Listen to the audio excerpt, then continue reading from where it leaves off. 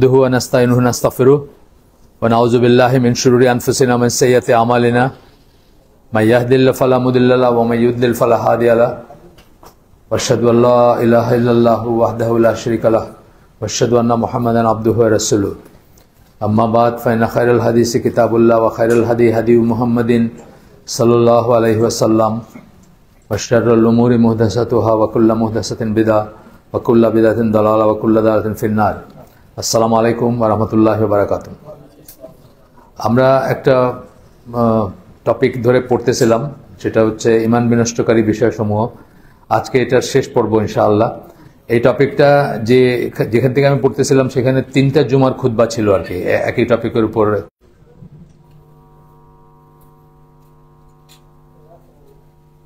আল্লাহ শেষ অংশে আছি আমরা। তো এখানে আমি জাস্ট রিক্যাপ করতে চাই, মানে আগের বার দুইবারই বলছি, দুইবার বা তিনবার। আমরা লিস্টটা আগে একটু শুনি, ঈমান বিনষ্টকারী বিষয়ের লিস্টটা একটু আবার মনে করাতে চাই। এখানে 12টা পয়েন্ট ছিল। ঈমান বিনষ্টকারী অনেক বিষয় আছে, সব বিষয়ে আমরা অ্যাড্রেস করবো না বা করি নাই, কিন্তু মেজর 12টা পয়েন্ট নিয়ে আমরা কথা বলতেছিলাম। এটা স্কলার ভেদে এটা ডিফারেন্ট ভাবে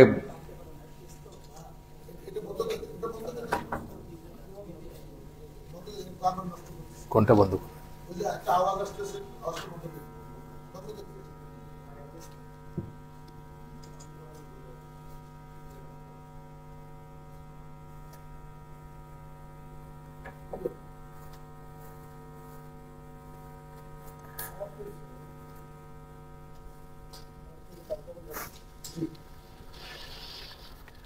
ঠিক আছে? আমার তো কোনো সমস্যা নাই। আচ্ছা, তো এটা ঈমান বিনষ্টকারী বিষয় যে 12টাই এমন কোনো কথা নাই, বা 12টার ভিতর লিমিটেড না। এটা আরো অনেক ঈমান বিনষ্টকারী বিষয় থাকতে পারে, কিন্তু মেজর 12টা এখানে উনি এই লেখক 12টা বলছেন। আব্দুল আজিজ বিন বাজের আছে 10টা বা 20টা, এইভাবে এক একজন এক একভাবে ডিফাইন করছেন। তা আমরা যে 12টার কথা বলছিলাম সেটা আমি জাস্ট একটু করে যাব।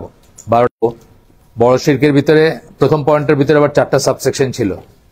4 ধরনের শিরকের কথা আমরা বলছিলাম। প্রথমটা হচ্ছে প্রার্থনায় শিরক, দ্বিতীয়টা হচ্ছে নিয়তে বা উদ্দেশ্যে শিরক, তৃতীয়টা হচ্ছে আনুগত্য শিরক, চতুর্থটা ছিল ভালোবাসায় শিরক। এই 4 ধরনের বড় শিরক। এটারও ক্লাসিফিকেশনটা ভিন্ন হইতে পারে, কেউ একরকম একজন আরেক রকম করতে পারেন। তো কোন প্রকার বড় শিরকে লিপ্ত হয়, এটা ছিল 1 নম্বর পয়েন্ট। 2 নম্বর পয়েন্ট ছিল আপনার এবং আল্লাহর মাঝখানে কাউকে মধ্যস্থতাকারী মনে করা, কাউকে এজেন্সি মনে করা। 3 নম্বর ছিল কাফেরদেরকে কাফের মনে না করা। 4 নম্বর ছিল রাসূল সাল্লাল্লাহু আলাইহি ওয়াসাল্লাম যে জীবন ব্যবস্থা নিয়ে আসছেন এর চেয়ে বেটার কোন জীবন ব্যবস্থা আছে, ওয়ে অফ লাইফ, জীবন ব্যবস্থা যাই বলেন, সোশ্যালিজম, কমিউনিজম, ক্যাপিটালিজম, ডেমোক্রেসি, যে কোনো কিছু যদি কেউ মনে করে তার ঈমান নষ্ট হয়ে যাবে। 5 নম্বরটা ছিল যে দিনের কোনো অবিচ্ছেদ্য অংশ সেটাকে ঘৃণা করা, অপছন্দ করা, এমনকি যদি নিজে করেনও সেটা। যেমন ধরেন পর্দা অথবা দাড়ি অথবা নামাজ পড়া। কেউ একজন পড়তেছে নামাজ, কিন্তু সে মনে মনে ঘৃণা করে তার বাবার জন্য সে নামাজ পড়তেছে, বা আরো কোনো একটা প্রেশারে পড়তেছে সে, এই ধরনের ব্যাপারগুলো। 5 নম্বর ছিল এটা। 6 নম্বর ছিল দিনের কোনো ব্যাপার নিয়ে হাসি ঠাট্টা করা, যেমন ধরেন দাড়ি, বোরখা বা জুব্বা, এইসব নিয়ে হাসি ঠাট্টা করা। করে মানুষ, করে না যে তা না। এটা ছিল 6 নম্বর। 7 নম্বর ছিল কোন রকম জাদুটনা তন্ত্রমন্ত্রে লিপ্ত হওয়া, সেগুলোর কাছে সাহায্যের জন্য যাওয়া। একটা হচ্ছে নিজে করা, জাদুটনা করা, বা আরেকটা হচ্ছে ওইসবের কাছে গেলেন আপনি সাহায্য চাইতে। যেমন আমাদের এই চানখারপুলে ছিল, এখন আছে কিনা জানি না, বাটি পড়া, আয়না পড়া, কি কি সব ছিল। মানুষের চোর ধরতে বা বাসা থেকে কিছু চুরি হয়ে গেছে, সেটা কে চুরি করছে এটা জানতে যাইতো, ইত্যাদি। এই ধরনের জিনিস আছে অনেক, যেগুলো আপনার হয়তো একটা রেজাল্ট আসবে, কিন্তু আপনার ঈমান নষ্ট হয়ে যাবে ওই পদ্ধতিতে যদি অশুদ্ধ উপায় করেন কিছু, বা অশুদ্ধ জিন কালচার বা অন্য কিছু জিনিস আছে জাদুটনার মাধ্যমে করতে চেষ্টা করেন কোন একটা জিনিসের প্রতিকার, তাইলেও আপনার ঈমান নষ্ট হয়ে যাবে। এবং এটা 7 নম্বরের সাথে ছিল আরো যে ভবিষ্যৎ গণনা। আমরা আমাদের অনেক মানুষ ভবিষ্যৎ জানতে যায়, কেউ সিরিয়াসলি জানতে যায়, কেউ কৌতূহল বশত যায়, যেমন আজকের দিনটি কেমনে যাবে পেপারে আমরা একসময় পড়তাম, এরকম একটা জিনিস যদি আপনি কৌতূহলবশত পড়েন যে আচ্ছা দেখি আমার রাশিফলে কি লেখা আছে, তাহলে আপনার 40 দিনের ইবাদত কবুল হবে না। 40 দিন আপনার ফরজ ইবাদত যেগুলো, যেমন সালাত, আপনাকে সালাত আদায় করতে হবে, কিন্তু এটার কোনো ফলাফল আসবে না আপনার। 40 দিনের ফরজ ইবাদত কবুল হবে না, ফরজ ইবাদতগুলো কবুল হবে না আপনি যদি করেনও, যদি জাস্ট কৌতূহলবশত গেলে। আর যদি আপনি বিশ্বাস করেন তাহলে তো আপনার ঈমান নষ্ট হয়ে যাবে, সেটা আলাদা ব্যাপার। 8 নম্বর হচ্ছে মুসলমানদের এগেনস্টে কাফেরদের পক্ষ অবলম্বন করা বা তাদের সাথে করা, কাফেরদের আনুগত্য, আপনার আনুগত্যটা কাফেরদের কাছে বা মুশরিকদের কাছে। আমাদের দেশে বহু মানুষ আছে, বাংলাদেশের খবর নেয়া ইন্ডিয়া বলে দিয়ে আসে, আমেরিকা বলে না, আমাদের দেশে অনেক মানুষ আছে যারা মুসলমানের এগেনস্টে কাফেরদের পক্ষে অবস্থান নিয়েছে, সেরকম। তারপরে আপনার এটা ছিল 8 নম্বর। 9 নম্বর হচ্ছে এরকম মনে করা যে কোনো মানুষ শরীয়তের ঊর্ধ্বে, কোনো মানুষের শরীয়তের বিধান পালন না করলেও চলে, এটা মনে করলে আপনার ঈমান নষ্ট হয়ে যাবে। মুসলিম উম্মতে বহু মানুষ আছে এরকম মনে করে, পীর ফকিরের বেলায় মনে করে বা সুফি শায়েখদের ব্যাপারে মনে করে যে ওনার এখন আর নামাজ পড়ার দরকার নাই, ওনার এনাফ আছে, মানে ঈমান অনেক। আমরা পড়ছিলাম এখানে যে সূরা হিজরের একটা আয়াত আছে, 99 নম্বর আয়াত, যেখানে আল্লাহ বলতেছেন ইয়াকিন আসা পর্যন্ত ইবাদত করার কথা বলতেছেন। এখানে ইয়াকিন বলতে মৃত্যু বোঝানো হয়েছে। মৃত্যুর ফেরেশতা যখন দেখবেন তখন সবাই বিশ্বাস করবে যে আল্লাহ যা বলছেন সেটাই সত্য, সেই পর্যন্ত আপনাকে ইবাদত করার কথা বলা হচ্ছে। ইয়াকিন আসা বলতে মৃত্যু পর্যন্ত।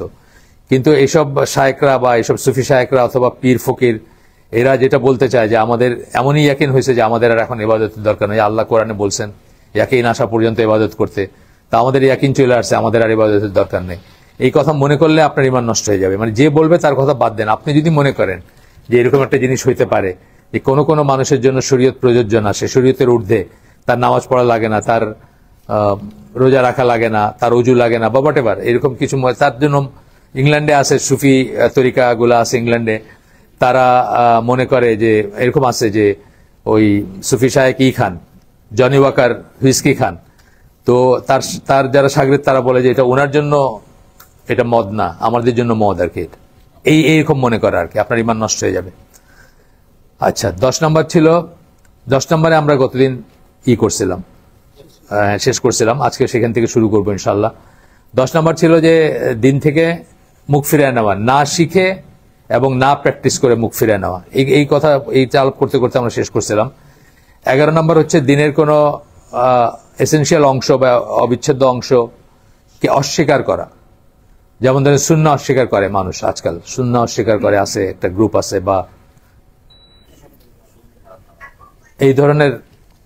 এখন আবার একটু অ্যাডজাস্ট করতে হবে বলে, হ্যাঁ কিছু তো করতে হবে।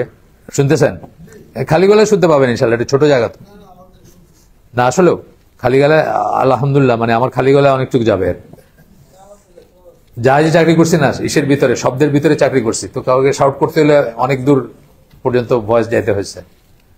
আচ্ছা, যাই হোক, 10 নম্বর গেল এটা। 11 নম্বর বললাম যে দিনের কোনো অবিচ্ছেদ্য অংশকে অস্বীকার করা, যেমন ধরেন সুন্নাহর কথা বললাম। আর 12 নম্বর হচ্ছে সালাত পরিত্যাগ করা। এটার ব্যাপারে একটু কথা আছে, এটার ব্যাপারে 3টা মত আছে, আমরা দেখবো সেগুলো একটু। একটা হচ্ছে যে এক ওয়াক্ত সালাত কেউ খেলাচ্ছলে যদি ছেড়ে দেয় তার ঈমান নষ্ট হয়ে যাবে, সে ইসলাম থেকে বাইরে হয়ে যাবে, এটা হচ্ছে একটা মত, এটা সবচেয়ে স্ট্রিক্ট মতটা। বাংলাদেশ, পাকিস্তান, ইন্ডিয়াতে আরেকটা মত হচ্ছে যে কেউ যদি সালাত অস্বীকার না করে, স্বীকার করে যে এটা ফরজ, তাইলে সে সালাত না পড়লেও তার ঈমান আছে, এটা হলো আমাদের দেশের মনে করা হয়। আর আরেকটা হচ্ছে যে মাঝখানে নাসিরউদ্দিন আলবানী, বিলাল ফিলিপস, মোহাম্মদ বিন সালেহ আল হুসাইমিন, ওনারা মনে করেন যে কেউ যদি অফেন অন নামাজ পড়ে, সে ফাসিক, সে বড় গুনাহগার, কবিরা গুনাহকারী, কিন্তু তথাপি তাকে কাফের বলা যাবে না, তাকে মুসলিম বলতে হবে আর কি। এটা 3 রকম মত আছে। তা আমরা একটু টেক্সটে যাই এখন। আমি জাস্ট আপনার গত দিনের এবং আগের যেগুলো সেগুলোকে একটু মনে করাই দিলাম। তো আমরা ছিলাম যে টার্নিং অ্যাওয়ে, যেটা সেটাই ছিলাম যে মুখ ফিরে নেওয়া, দিন থেকে মুখ ফিরে নেওয়া, না শিখে না প্র্যাকটিস করে। আমি বলছিলাম বহু মানুষ আমাদের এজ গ্রুপের আছে যারা এককালে কোরআন খতম দিছে, হুজুরের কাছে, এখন আর কোরআন পড়তে পারে না, না পড়তে পড়তে না প্র্যাকটিস করতে করতে ভুলে গেছে। এখন তাদের ট্রান্সলেটারের দরকার। গতদিন একজনের কথা বলছিলাম এখানে, গল্পে বলছিলাম। তো এখানে দলিল হিসাবে দিচ্ছেন, একটা আয়াত দিচ্ছেন এখানে সূরা সাজদা 22 নম্বর আয়াত, তার চেয়ে বেশি জুলুম আর কে করে, ওমান আজলামও, এটা কোরআনের একটা মানে একটা স্টাইল, মানে তার চেয়ে বেশি আর জালিম কে। আজলামও এটা সুপারলেটিভ ডিগ্রি আর কি। তো তার চেয়ে বেশি আর জালিমকে, যে যখন তাকে কোরআনের আয়াতসমূহ বা আয়াতসমূহ, এখানে কোরআন বলেন না, আয়াতসমূহ বলছেন শুধু, যখন তাকে আয়াতসমূহ করা হয়, মনে করায় দেওয়া হয়, তার রবের আয়াতসমূহ মনে করায় দেওয়া হয়, সে মুখ ফিরায় নেয়। সে মুখ ফিরায় নেয় মানে সে শুনতে চায় না, অথবা মুখ ফিরে নেওয়া কথার অনেক মিনিং হইতে পারে। একটা শুনতে চায় না, একটা অস্বীকার করে, অথবা সে ইন্টারেস্টেড না।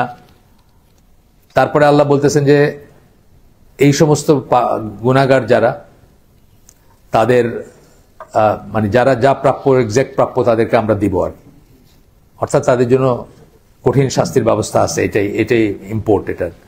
আচ্ছা, যাই হোক, এরপরে বলতেছেন যে অনেক মানুষই ইসলামকে একটা সোশ্যাল ক্লাব হিসাবে দেখে, মানে ওই ফর্ম ফিল আপ করতে গেলে দিনের ধর্মের একটা বক্স থাকে না, ওই বক্সে টিক দেওয়া, এই পর্যন্ত ইসলাম মানে অনেক মানুষ আছে। আমি একজনকে,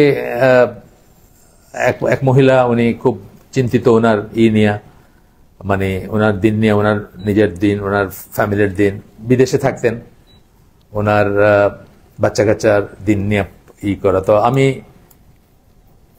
দেশে আসলেন, আসে কিছু বই টই কিনবেন, আমি আমাদের মুজিবুর ভাইকে পাঠাইলাম যে যান, ওনাকে বই হোম ডেলিভারি করে, বই পাঠায় দিয়ে আসেন, বই দিয়ে আসেন। তো উনি আসলেন, এসে বলেন যে ভাই, ওই দুলাভাই তো হাফ প্যান্ট পরে ঘুরতেছে। মানে এটা হলো যে ইসলামের ক্লাবের নাম লেখানো আর কি। মুসলমান গ্রোন আপ পুরুষ হাফ প্যান্ট পরে হাঁটতেছে, আপনাকে সমস্যা মনে হয় নাই? কোন সমস্যা আছে? হ্যাঁ, সমস্যা নেই? ও আচ্ছা, আপনাদের টেকনিক্যাল জিনিস, এটা ছাড়াই তো ভালো ছিলাম আমরা, এতদিন ছিলাম না।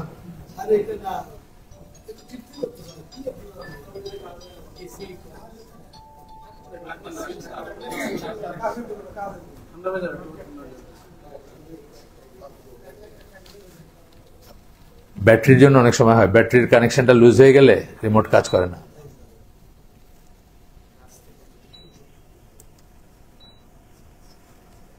হালাকার মাঝখানে এগুলা এক একটা ওই আমি উদাহরণ দেই, যেমন ট্রেনের চেন টানার মতো। মানে হালকা মাঝখানে প্রশ্ন বা কথা বলতে আমি মানুষ অ্যালাউ করি না। কেন? ওই চেন টানে, যখন কেউ কার বাড়ির কাছে নামে যাবে, দেখে চেন টানছে, মাত্র 5 মিনিট থামছে, কিন্তু ডেস্টিনেশনে আপনি আধা ঘন্টা পরে পৌঁছেছেন। তার কারণ হলো এটারে মানে স্পিডটা কমতে সময় নেয়, আবার ওই স্পিডটা নর্মাল স্পিডে উঠতে সময় নেয়। হালাকার ব্যাপারে এক্স্যাক্টলি সেম জিনিস। একবার যদি খেয়ে হারায় যায়, এটার জায়গায় আসতে চায় না।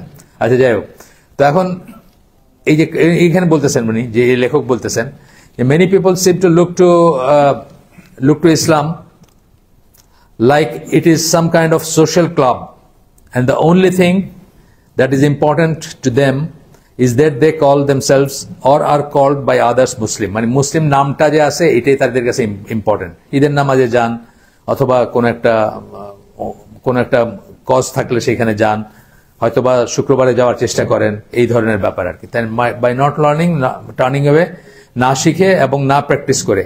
এটা নিয়ে আমরা ডিটেলস আলোচনা করছি, আরো এখানে অনেক কিছু করছেন উনি, অনেক কথা বলছেন উনি। ইবনুল কাইমের কথা বলতেছেন, explain this form of kufr by saying that it refers to the one who turns away with his hearing and his heart from what the prophet has taught. আল্লাহ রসুল যে শিক্ষা দিয়ে গেছেন, সেটার থেকে অন্তরটা এবং কান দুইটাই বললেন। একটা হলো যে শোনার থেকে সে বিরত থাকলো, আরটা হলো তার অন্তরকেও বিমুখ রাখলো, অন্তরটা খুলে দিল না সেটার প্রতি। হাদিস তো বহু মানুষ আছে, হাদিস একটা বলতেছেন, এটার কোনো ভ্যালুই দেয় না, বা কোনো ওজনই দেয় না, মানে কোনো গুরুত্বই দেয় না। এরকম অনেক মানুষ আমি দেখছি। আমি একদিন সিঙ্গাপুরে এক বাসায় ইফতার করতেছিলাম, আমাদের দেশের এক গণ্যমান্য ব্যক্তি ছিলেন, প্রফেসর একজন। আর সিঙ্গাপুর ন্যাশনাল ইউনিভার্সিটির আরো 2জন প্রফেসর ছিলেন, আর আমার এক বড় ভাই তার বাসায় করতেছিলাম। তো একজন উনি ইনসিডেন্টালি সিলেটি, আমার দেশি সায়েন্সের টিচার, আগে অস্ট্রেলিয়ায় ছিলেন, এখন সিঙ্গাপুরে সেটেল করছেন। উনি বলেই ফেললেন যে হাদিসকে কখন কোথায় লেখছে কোনো ঠিক আছে, হাদিস নিয়ে আমরা আলোচনা করে কি করব। মানে এইটা হচ্ছে আমাদের আর কি, মানে এটা নিয়ে তো আমাদের ডিটেলস হালাকা আছে, আপনারা জানেন।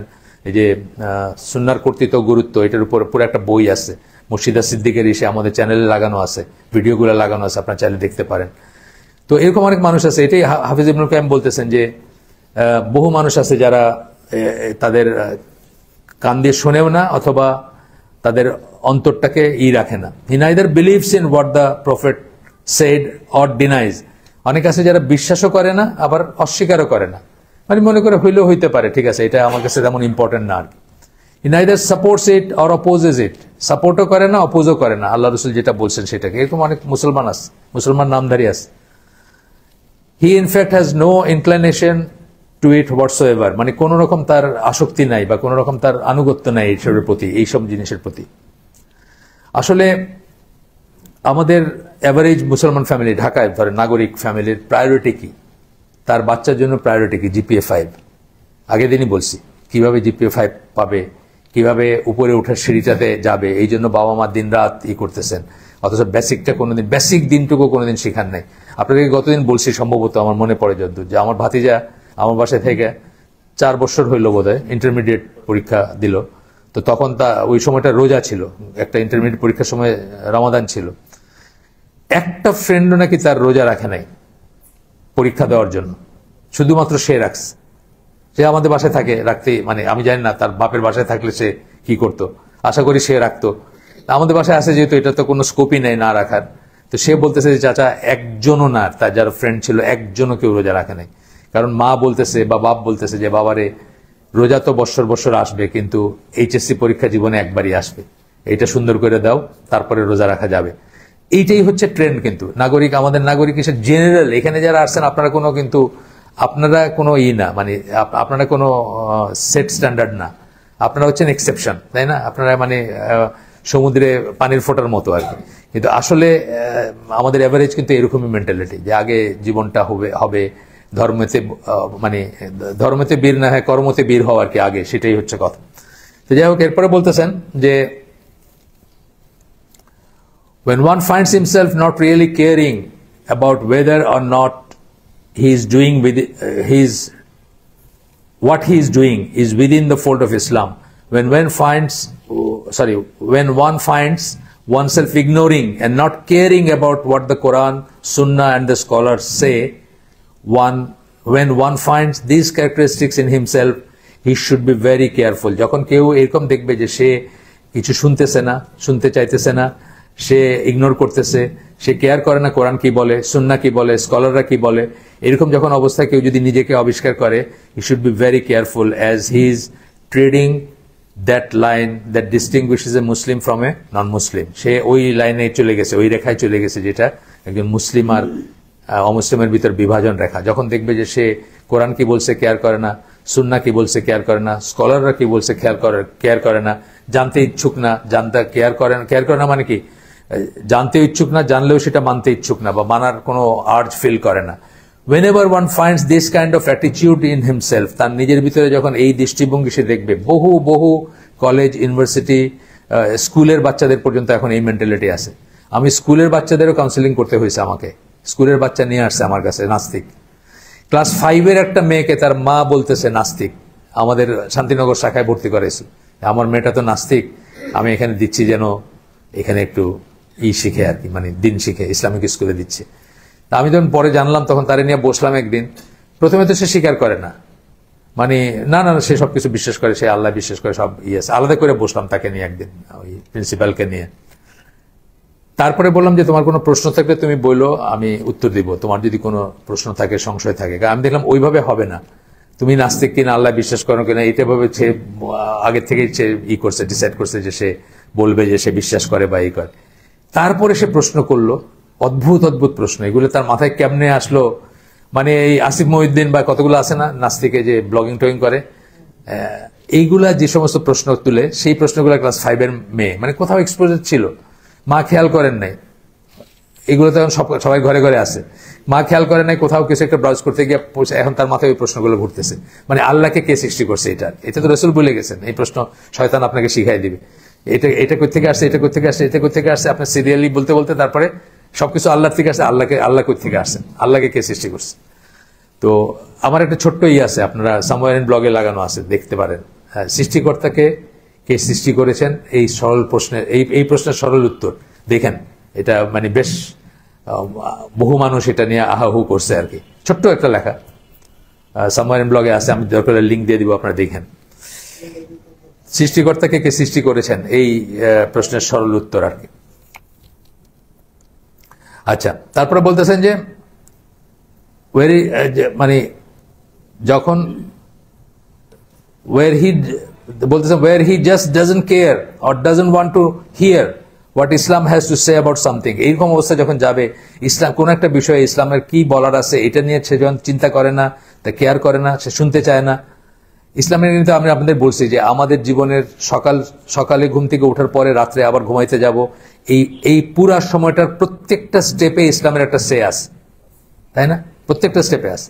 ঘুম থেকে উঠে বসলাম, দোয়া আছে, টয়লেটে গেলাম, দোয়া আছে, টয়লেট থেকে বাইর হলাম, দোয়া আছে, মসজিদের দিকে যাচ্ছি, দরজা খুললাম, দোয়া আছে, দরজা বন্ধ করলাম, দোয়া আছে, মসজিদে ঢুকলাম, প্রত্যেকটা স্টেপ, প্রত্যেকটা জীবনের প্রত্যেকটা স্টেপে 24 ঘন্টার প্রত্যেকটা ক্ষেত্রে আপনার ইসলামের একটা সে আছে, কিন্তু আপনি সেটা কেয়ার করেন না।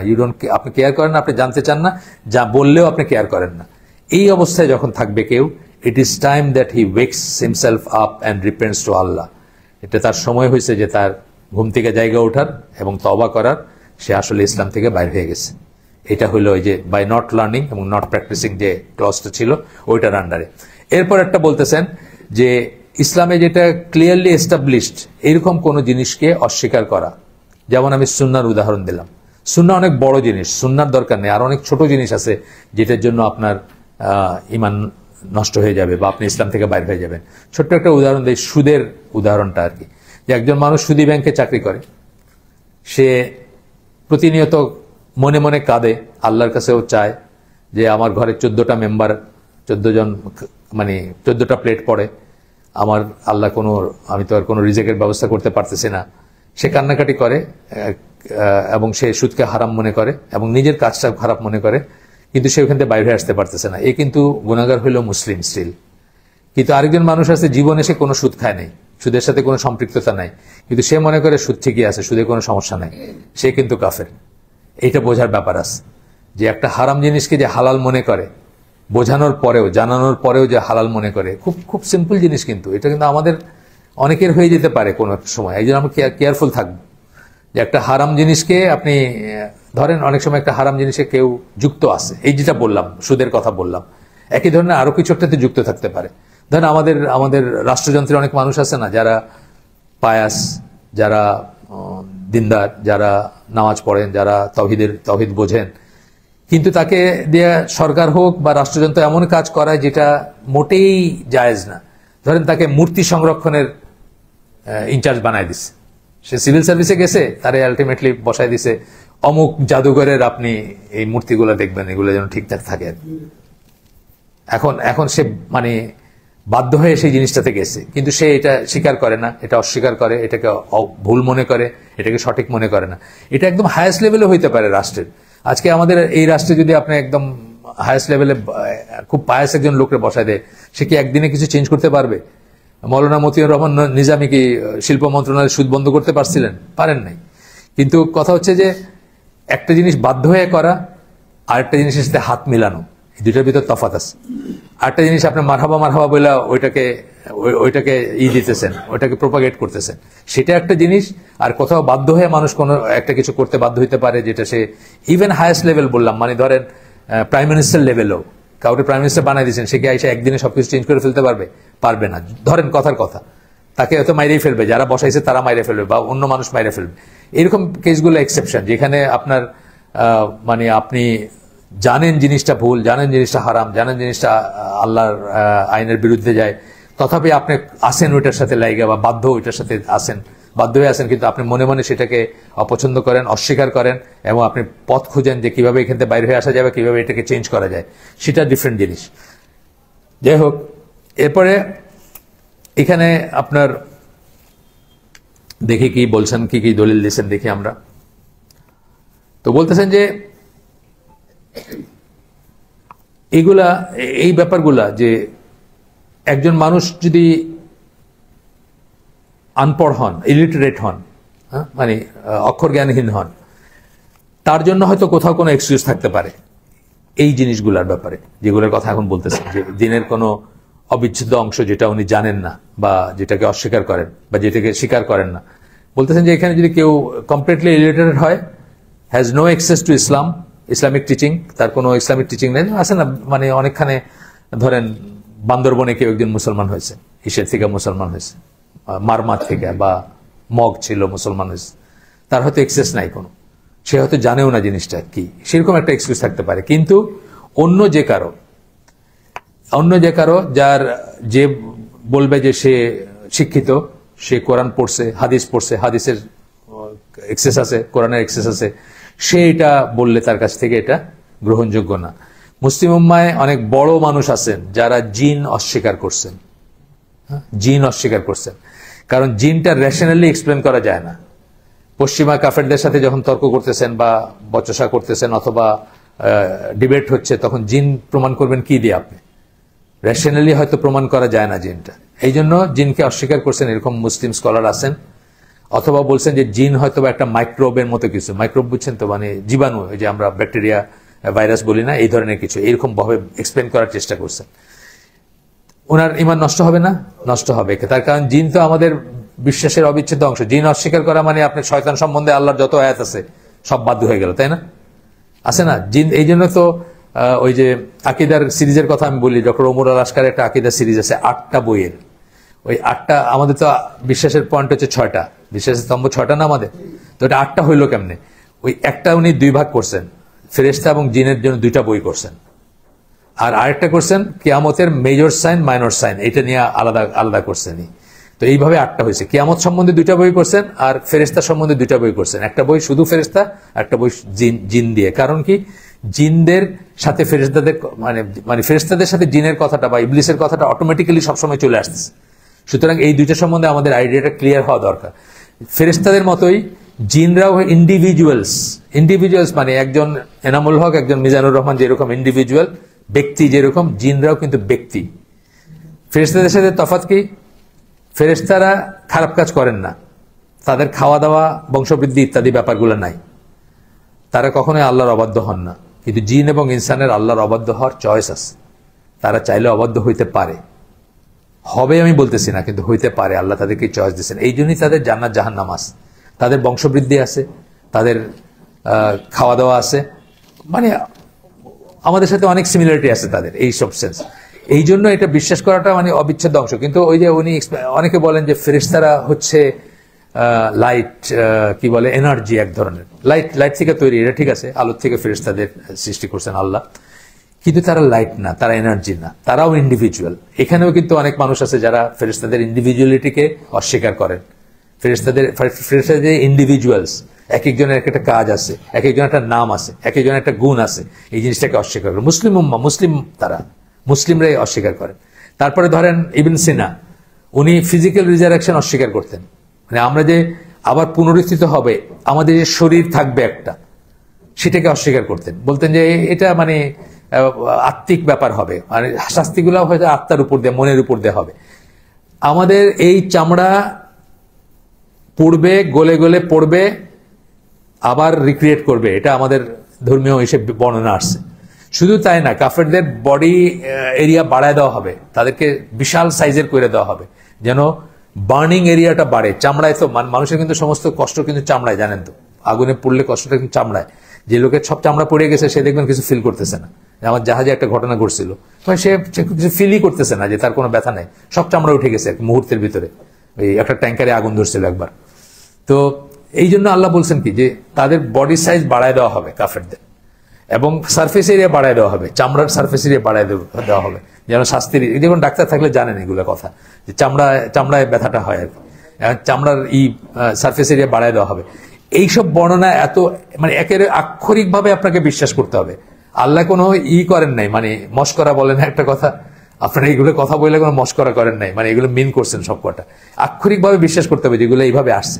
কতগুলো আছে ঠিক আছে, আপনি ওয়ার্ডিং থেকেই বুঝবেন যে এইগুলো আসলে রূপক বা এগুলো অ্যালিগরিক্যাল যেটাকে আমরা বলি। যেমন ধরেন পৃথিবীতে যারা অন্ধ ছিল তাদেরকে আল্লাহ, পৃথিবীতে যারা অন্ধ ছিল তাদেরকে অন্ধভাবে পুনরুত্থিত করা হবে।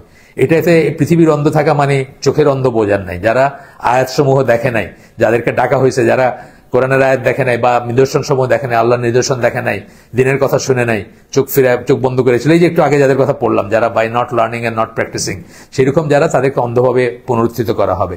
এই কথাগুলো রূপক আমরা জানি। কিন্তু এই যে ব্যাপারটা, যেমন ধরেন এই আগুন, চামড়া জ্বলবে আগুনে, আবার এটাকে রিক্রিয়েট করা হবে, আবার রিজেনারেট করা হবে, কোনো মৃত্যু থাকবে না জান্নাতে, জান্নাতে বা জাহান্নামে কোথাও কোনো মৃত্যু থাকবে না, মৃত্যু শেষ।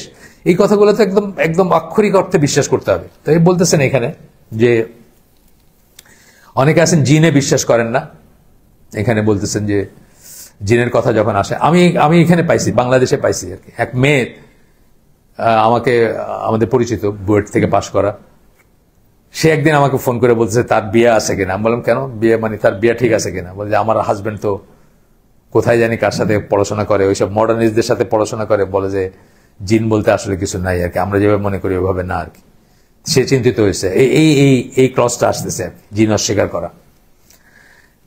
তো উনি বলতেছেন যে it is this kind of people who claim that there is no such thing as angels or jinn, ফেরেশতা বা জিন বলতে কিছু নাই, এইরকম মানুষ আছে, মুসলমান কিন্তু, এবং ভালো মুসলমান। অনেক অনেক ওই যে বললাম, অনেক ইবনে সিনার আমার সাথে কি তুলনা হয়, ইবনে সিনা একজন ওয়ার্ল্ড ফিগার, কিন্তু উনি পুনরুত্থানে বিশ্বাস করেন না, ফিজিক্যাল পুনরুত্থানে বিশ্বাস করতেন না, জান্নাত জাহান্নামে বিশ্বাস করতেন না, মানে ফিজিক্যাল শাস্তিতে বিশ্বাস করতেন না। উনি বলতেন যে ওনাদের মত হচ্ছে যে আল্লাহ, এই যে লেমেন যারা, আপনার আমার মতো ম্যাঙ্গো পিপুল যারা, সাধারণ মানুষ, তাদেরকে একটা কিছু আশা বা ভয় না দেখাইলে তারা দিন পালন করবে না, এই জন্য আল্লাহ এগুলো ভয় দেখাইছেন বা আশা দিচ্ছেন। মানে উনি কত বড় বুজুর্গ আর কি, ওনার আশারও দরকার নেই, ভয়েরও দরকার নেই আর কি, ব্যাপারটা তো এরকম। তো এই জন্য লেমেনদের জন্য আল্লাহ এগুলো বলছেন। আসলে এগুলা মানে ফিজিক্যাল রিজারেকশন বা হবে না, ফিজিক্যাল শাস্তি হবে না, আত্মার উপর দিয়ে শাস্তি হবে বা শাস্তি যাবে আর কি, এরকম মনে করতেন। It is exactly this kind of people who claim that there is no verse in Quran regarding women's dress hijab, ব্র্যাকেটে হিজাব, কোরআনে তো আসলে সরাসরি হিজাবের কোনো ডেসক্রিপশন নাই, এটা সত্যি কথা। এই মানুষরাই বলে যে কোরআনে নাই, সুতরাং আমাদের করার দরকার নাই, মানে আমরা অত আহাহু কেন করি, এটা নিয়ে এত স্ট্রিক্ট হওয়ার কি আছে। একদম প্রথম শ্রেণীর আতেল, মানে বই লেখছেন, সিরা লেখছেন রাসূলের, তাওহীদের উপর বই লেখছেন, আমি নাম বললাম না থাক, মারা গেছেন, বিয়ে করছেন কনভার্টেড মুসলিমা আমেরিকান। উনি বলছেন যে উনি এবং ওনার ওয়াইফ দুজনেই, যে পর্দার কোনো নাই, মানে কোনো পর্দা বা হিজাব বা নিকাব বা বোরখা যাই বলি আমরা, এটা কোনো স্ট্যান্ডার্ড কোনো নাই, যে দেশে যেটা স্বাভাবিক ওইটাই এনাফ আর কি। তো তার কথা শুনতে হইলে বা তার কথা মানতে হলে আমেরিকা থেকে মিনিস্কার্ট স্বাভাবিক, তো মিনিস্কার্টে যে ছোট কিছু পড়লে, মানে পুরাটা যদি খুলে ফেলে তাহলে হয়তো সমস্যা, নাইলে ঠিক আছে ওইটুক। আমাদের দেশে ওই গ্রাম অঞ্চলে দেখবেন গরিব মানুষ অনেক সময় ব্লাউজ ছাড়া শাড়ি পরতেছে, এটাও ঠিক আছে, কারণ এরকম একটা কথা দাঁড়ায় আর কি। এটা ব্যাপার কি চাই নাকি? আসলে তা না। তো এরকম আছে, মানে এরা কিন্তু আতেল, এরা কিন্তু লেমেন না, এরা কিন্তু মূর্খ না, এরা তো পড়াশোনা করা, মানে জ্ঞান পাপি আর কি। তারপরে বলতেছে তাওহীদের উপর বই লিখছেন, যার কথা আমি বলতেছি, এখন নাম বললাম না, মারা গেছেন, আল্লাহ মাফ করে দেন তাকে। তাওহীদের উপর বই আছে তার, কিন্তু উনি মডার্নিস্ট ছিলেন। উনি বলছেন যে যে দেশে যেটা স্বাভাবিক সেটা পর্যন্ত ঠিক আছে, মানে তার চেয়ে কম হইলে তখন পর্দা খেলাফ হইল আর কি।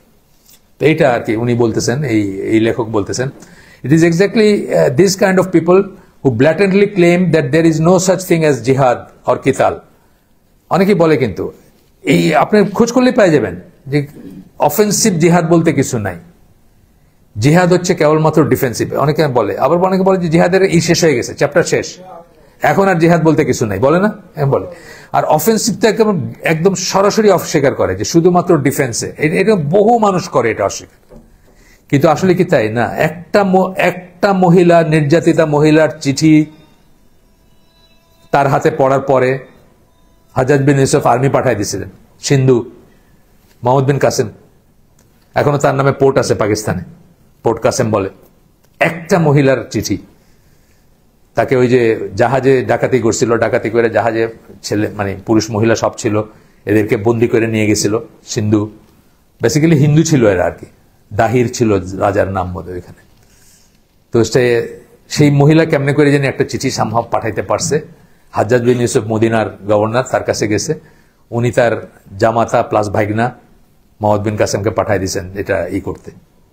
তো সেখানে জিহাদ কিতাল নাই? অবশ্যই না, অবশ্যই আছে, এবং অফেন্সিভও আছে যদি আপনার ক্ষমতা থাকে। অফেন্সিভেরও দরকার হইতে পারে। একটা জায়গায় মুসলিমরা অত্যাচারিত, জাস্ট ফর এক্সাম্পল ইন্ডিয়া যে অবস্থা আছে, এখন যে অবস্থা চলতেছে ইন্ডিয়া, আপনার যদি ক্ষমতা থাকতো অফেন্সিভ জিহাদ আপনি করতে বাধ্য ছিলেন, আপনার ক্ষমতা থাকে।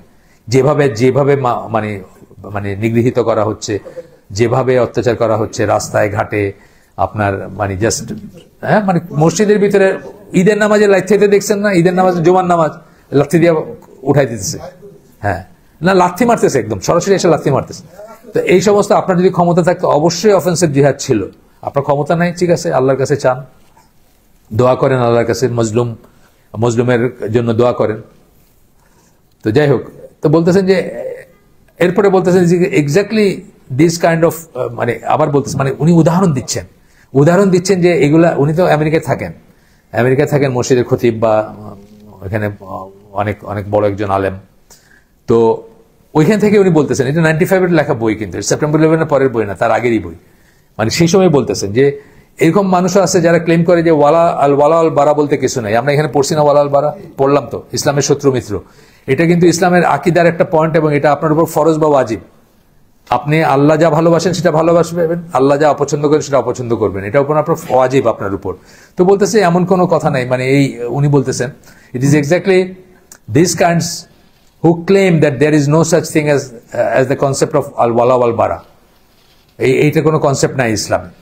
তারপরে একটা আয়াত কোট করতেছেন, এটা সূরা বাকারার 85 নম্বর আয়াত, তোমরা কি কিতাবের একটা অংশে বিশ্বাস করো এবং আরেকটা অংশকে প্রত্যাখ্যান করো? আসলে আমরা এরকমই হয়ে গেছি, তাই না? যেটুকু সুবিধা আমাদের ওইটুকু আমরা করব, যেটুকু সুবিধা না ওইটুকু আমি তো বিদেশ যাওয়া নিয়ে খুব কথাবার্তা বলি, কাফের দেশে যাওয়া নিয়ে। তো বাংলাদেশের ইসলামপন্থী দলের এক গ্রাম পর্যায়ের আর কি, উনি আমাকে সূরা জুমার আয়াত শোনায় দিলেন যে নামাজ যখন শেষ হয় তখন ফান্তাশিরু ফিল আরদি, মানে ছড়ায় পড়ো জমিনে। তা আল্লাহ তো বলছেন আল্লাহর জমিন তো সারা দুনিয়া আল্লাহর জমিন, তো কি সমস্যা আছে? আমেরিকায় গেলে কি সমস্যা আছে?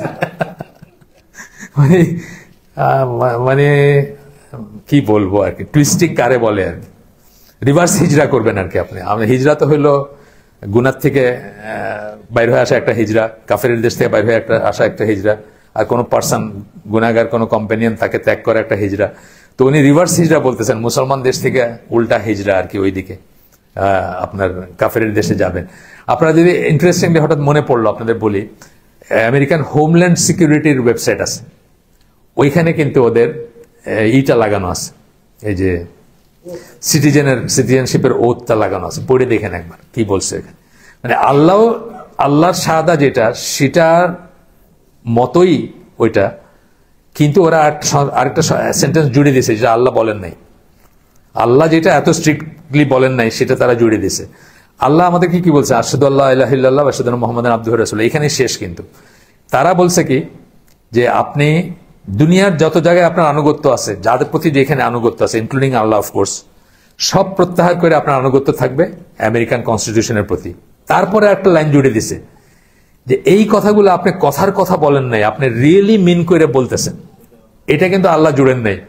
আল্লাহ আমাদেরকে এটা মুনাফিকিতে, এটা আমাদের ভিতরে আল্লাহ জানেন, সেটা আল্লাহর সাথে হিসাব। সেটা আল্লাহ এটা বলেন নাই যে তুমি কথার কথা বলবা না, তুমি মানে আরেকবার বলবা যে না তুমি সত্যিকার করেই বলতেছো, তোমার ভিতরের এটা বলেন নাই, কিন্তু ওরা এটা জুড়ে দিছে। ওটাই আমি বলি রিভার্স শাহাদা, মানে শাহাদার উল্টা শাহাদা এটা। মানে এইটা সেলিম মর্গান বলে একজন আছেন আপনার আমেরিকান বন্ড সাদা চামড়া স্কলার, উনি বলেন যে এটা যে একবার উচ্চারণ করবে সে ইসলামে, সে মানে যে বুঝে আর কি, এটা ডেফিনেটলি এটা উচ্চারণ, ওই যে আপনি বলতেছে তো, আপনি বুঝে বলতেছেন, এটার ভিতরে ক্লজ আছে, এই যেটা বললাম যে আপনি জানিয়ে শুনে না বুঝে সবকিছু বললেন, আপনি কোনো কথার কথা বলতেছেন না, এটা লাস্টে জুড়ে দিছে আর কি। তো সেলিম মর্গান বলতেছেন যে এটা যে বুঝে শুনে বলবে সে আর মুসলিম থাকবে না, এরকমই আর। যাই হোক, জি। তো এরপরে বলতেছেন যে what is the recompense of those who do so among you except disgrace in this life,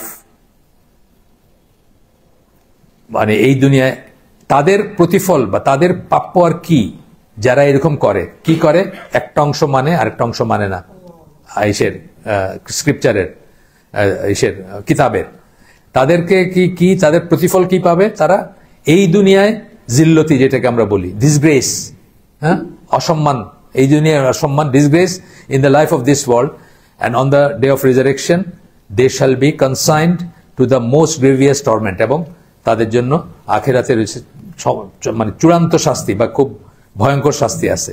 এবং বলতেছে আল্লাহ তোমরা যা করো সে সম্বন্ধে ওয়াকিবহাল মানে আল্লাহ জানেন, মানে আল্লাহ ইজ অ্যাওয়্যার, তোমরা যা করো, বা নট আনঅ্যাওয়্যার, তোমরা যা করো সে সম্বন্ধে আল্লাহ গাফিল না আর কি, আল্লাহ জানেন এটা। আচ্ছা, গেল।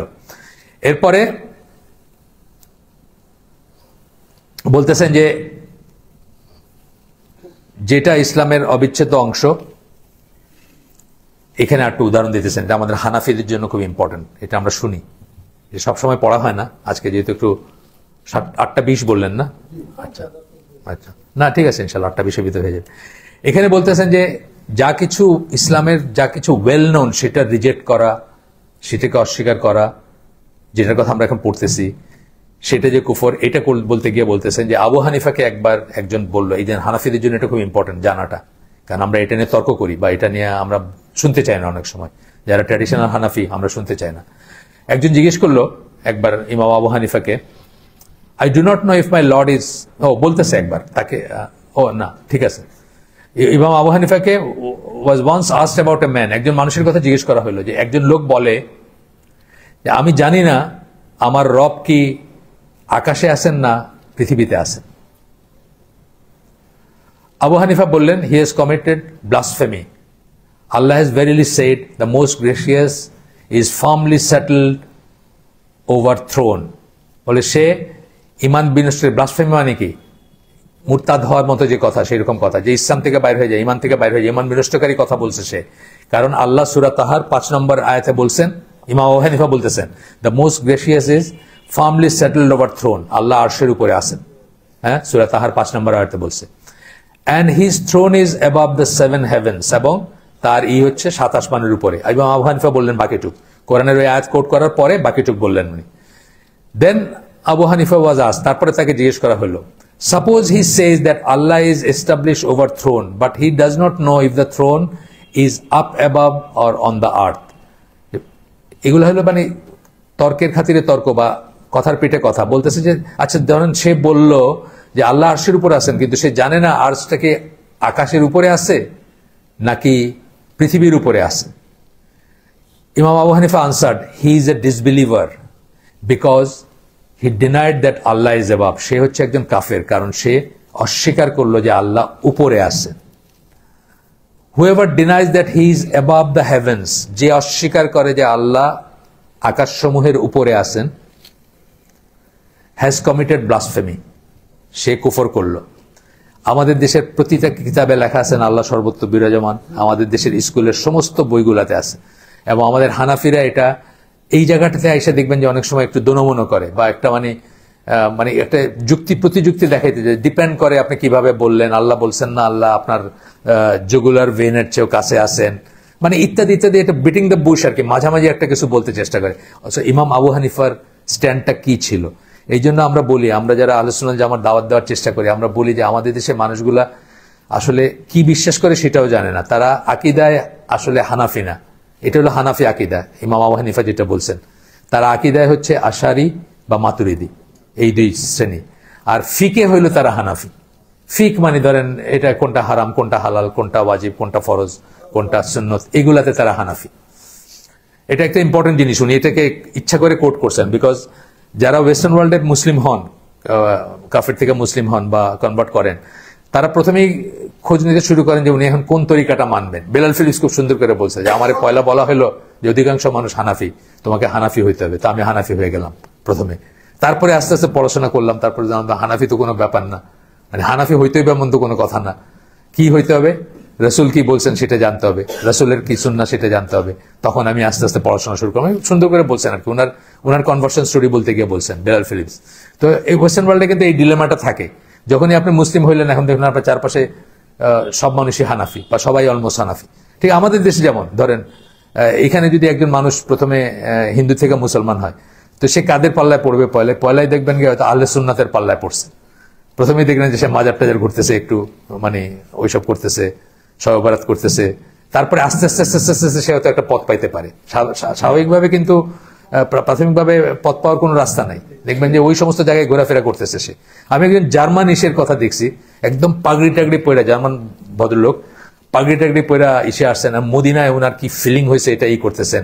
এক্স্যাক্টলি আমাদের দেশের বেদাতিরা যেগুলো বলে আর কি, যে তার শরীরে একটা কারেন্টের হইলো এবং তার মনে হলো যে রাসূল সাল্লাল্লাহু আলাইহি ওয়াসাল্লাম তার কথাটার জবাব দিলেন, তার কথা শুনলেন, মানে ইত্যাদি ইত্যাদি আর কি, তার সাথে একটা ডায়লগ হচ্ছে। এগুলো দেখবেন আমাদের দেশে অনেক মানুষ বর্ণনা করে, কিন্তু করতে করতে বলে যে কবর থেকে হাত বাইর করে রুটি দিয়ে দিচ্ছেন অথবা টাকা দিচ্ছেন।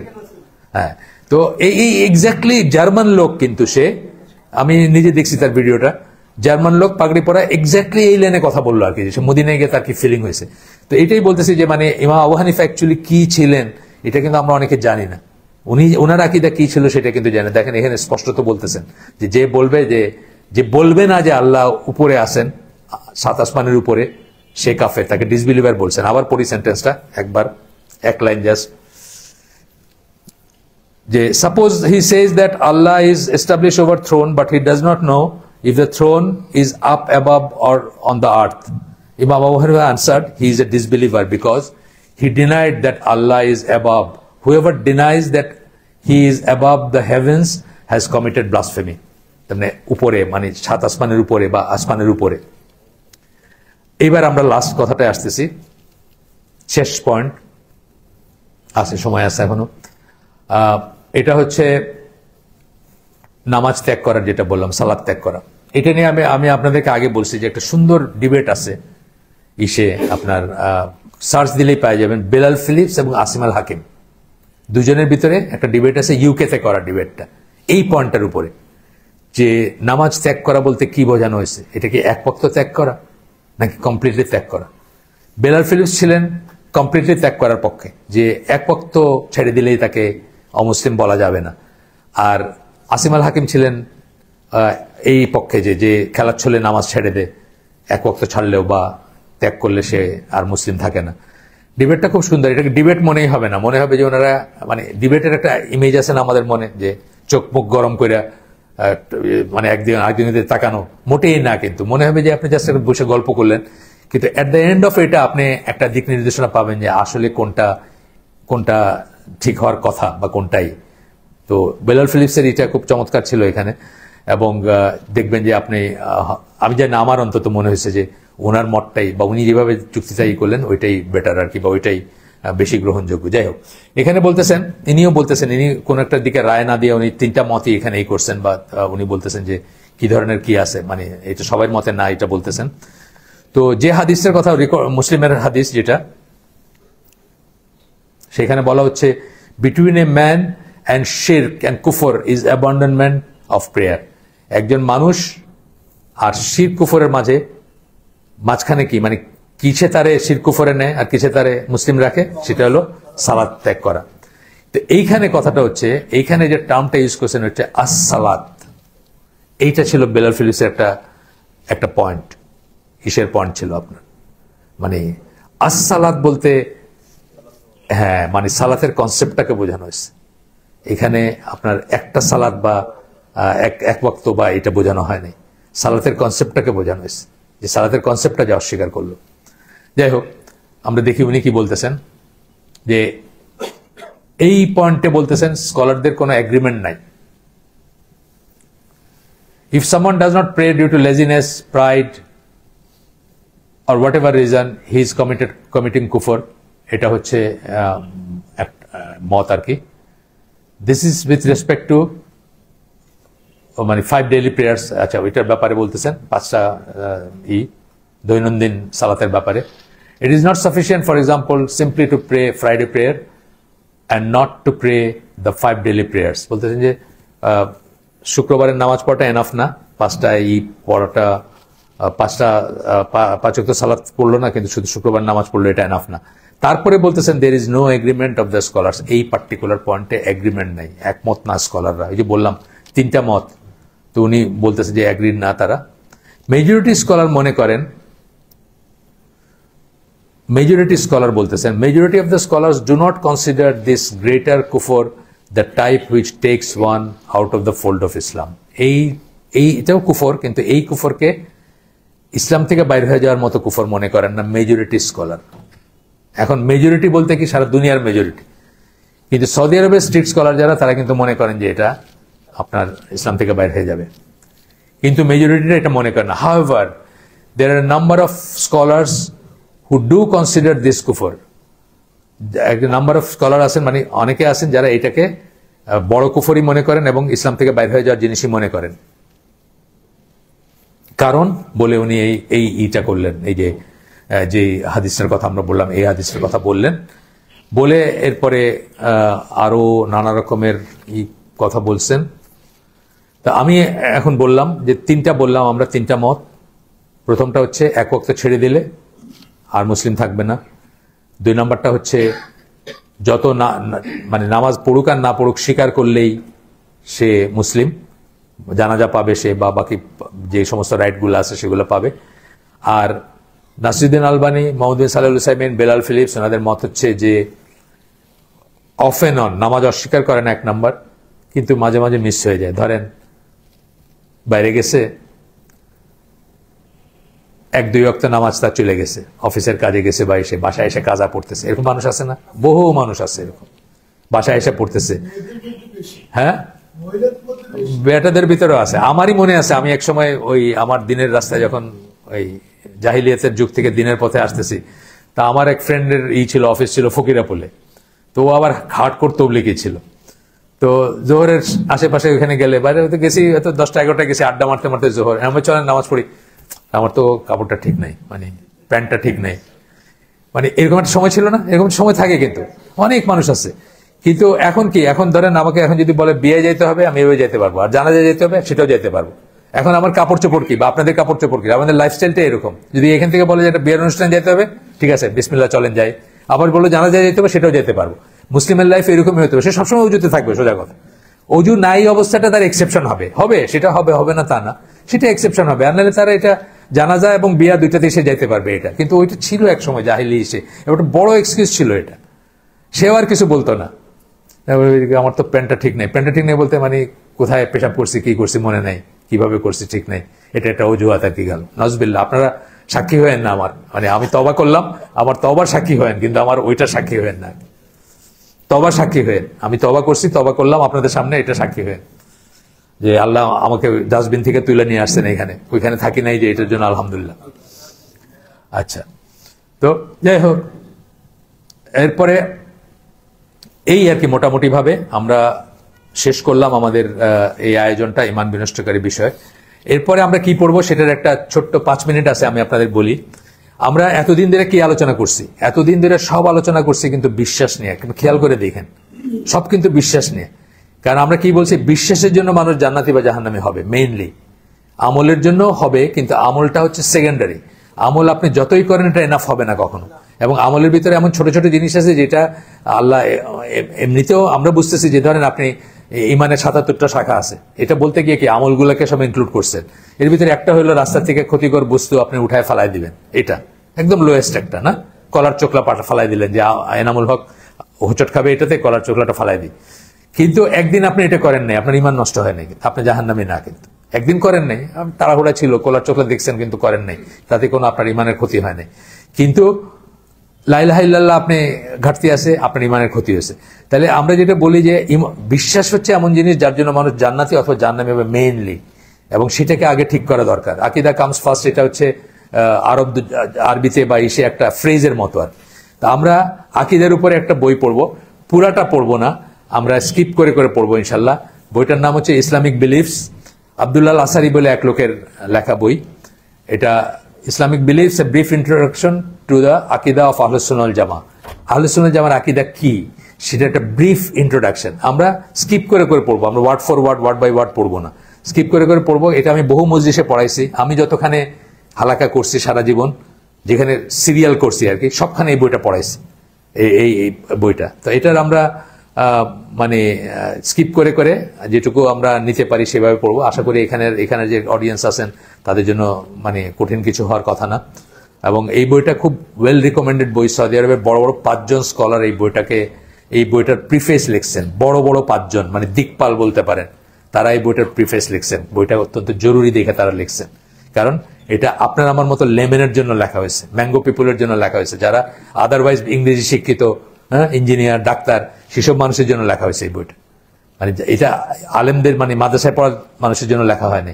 সুন্দর করে লিখছেন এবং সুন্দর করে প্রেজেন্ট করছেন। ইনশাল্লাহ এটা দিয়ে আমরা আগামী দিন থেকে আমাদের হালাকা হবে ইসলামিক বিলিফস। এটা আপনারা এক সিরিজ চলবে।